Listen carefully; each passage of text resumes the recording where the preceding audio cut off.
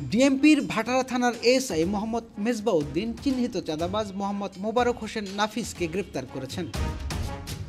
গোপন সংবাদের ভিত্তিতে ভাটারা থানার টহল টিম জানতে পারে নাফিস ও তার সহযোগীরা ফুটপাতের দোকান থেকে জোরপূর্বক চাঁদা আদায় করছে।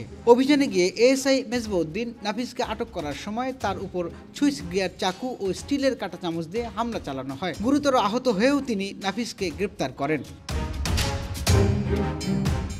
ঘটনাস্থল থেকে একটি চাকু, রক্তমাখা কাঁটা চামচ এবং ১,৭৫০ টাকা উদ্ধার করা হয়। আহত মেজবাউদ্দিনকে হাসপাতালে ভর্তি করা হয়। ডিএমপি কমিশনার শেখ মোহাম্মদ সাজ্জাদ আলী তাৎক্ষণিক ২০,০০০ টাকা পুরস্কার প্রদান করেন।